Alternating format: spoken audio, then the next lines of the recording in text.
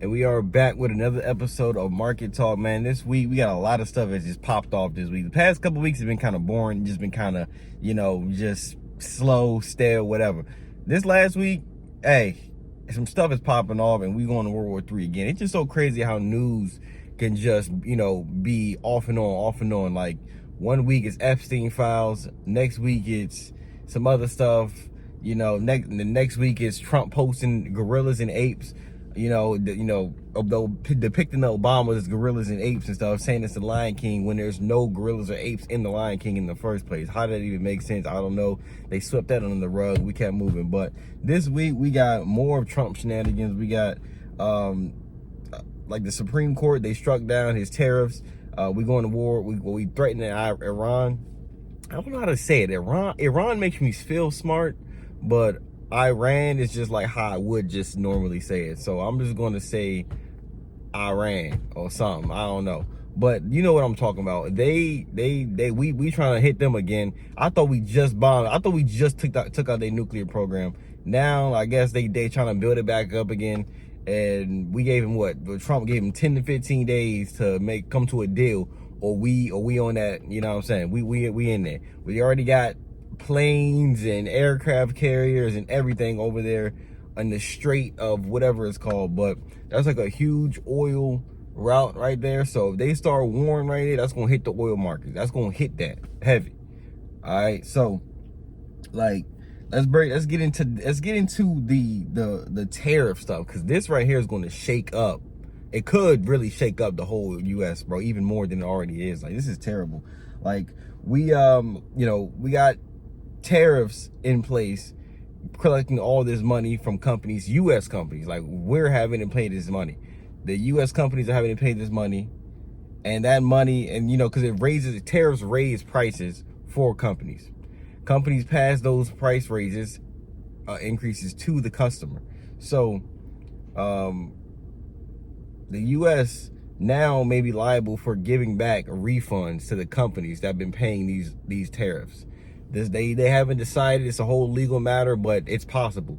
It is possible that we have to, the U.S. is going to have to get, not we, because I had nothing to do with this, but the U.S. may be responsible for paying back these refunds for companies paying tariffs. I mean, that's messed up, because you got tariffs in place that should never existed. They're illegal, they're unconstitutional. But here's the thing, your boy Trumpski, he ain't going down without a fight, period. He ain't going down without a fight. The first thing he did after they struck it down, he said, bet 10% tariff on the globe, 10% global tariff. Boom, to the good right there. My phone overheated, but anyway, right after they struck down his tariff, say that it's legal, you can't really be doing that, he went and said, all right, bet, cool, 10% global tariff. Boom. Right after that, next day, he said, you know what, I don't really buy 15%. He upped it to 15 right after that. So now it's a 15% global tariff. They said they're going to, the Trump administration said they're going to find a way around, going through Congress. He said that Trump himself said that he doesn't need to listen to the legislative branch. He doesn't need to listen to Congress. He doesn't need them, because he can do tariffs. He can do whatever he wants, basically. So I'm just like, wow. Hearing the president of the United States say that he doesn't need to listen to these other branches, when I'm like, wait a minute. Wasn't that the whole thing we learned in school? Like, government is all three branches working together, checks and balances and stuff like that. What happened to that? No more checks and balances. He think he just go around all this stuff and just do what he want. Now when he goes and do it, and then a couple months later, now we find out you can't do it. Now we got to reverse all the stuff. Now we in deeper trouble. But like, how the government fighting with the government? Like, what's going on right now in 2026, yo? How the government fighting with the government, bro? Like, this is craziness. All right, this is why I keep saying, bro, ain't nobody coming to save you, bro. The government ain't coming to save you. They don't care about you. They don't care about nothing. They fighting with each other right now.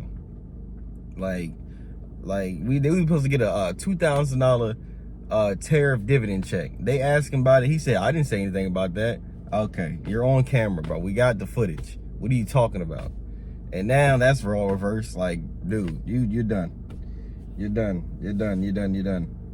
You're done. Like, I don't know. Like, and then listen. No, we're not even gonna get into that. But then right after that, you know, after the whole tariff situation and stuff, now we got, you know, tensions rising in the Middle East. Iran and, you know, Israel, they beefing.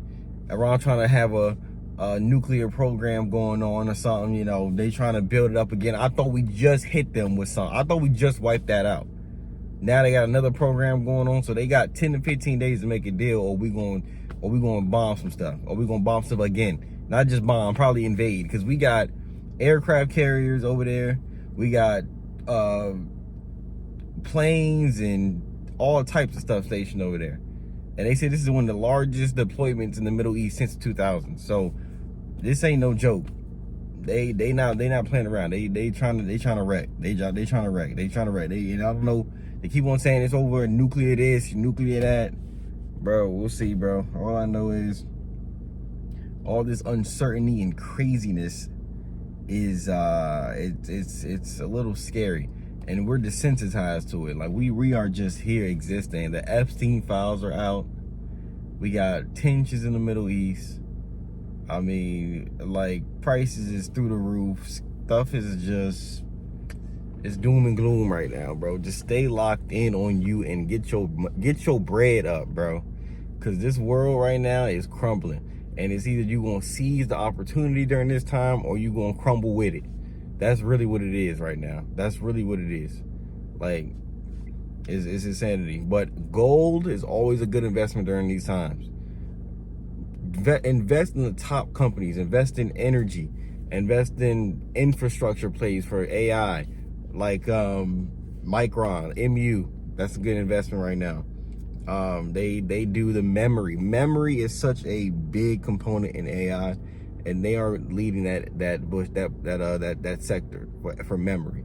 So invest in the leaders and invest for the long term and block out this noise. And if you need money right now, bro, like, you know what I'm saying? I know people be like, I don't want to invest for the long term because I need money now and I don't want to think about that, bro. You gotta, hey, bro, you gotta do something. Do what you gotta do to get your bread now, and then whatever you can do, whatever you can put off to the side, and just invest a little bit every week.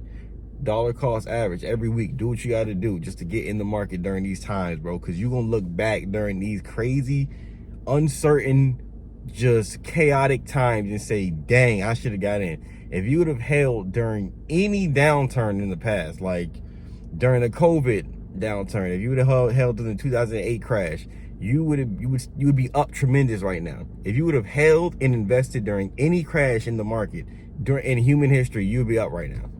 Period. So this is, history repeats itself, bro.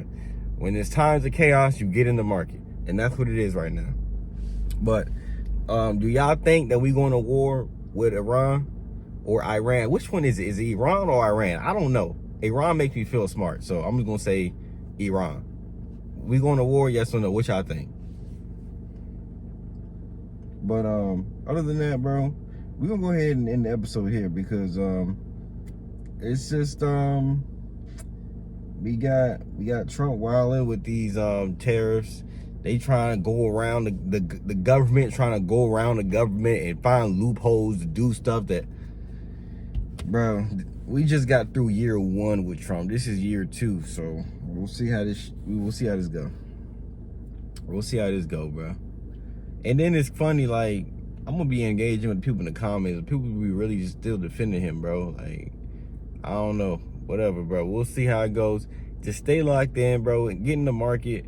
Like, don't even just get in the market. Y'all need to be locking in, like, in life. Like, you need to be locking in for real. When I say lock in, I mean, like, don't be just living life day to day, just, you know, drifting. You need to be going after your goals and going after what you were put here to do. There's a journey that you got to go on, and you need to execute on that journey, bro. Like, you need to do what you got to do to get there. And you ain't meant to be just, you know, on the planet just wondering. But listen, that's a topic for another day. We're gonna end the episode here. Stay locked in. Peace.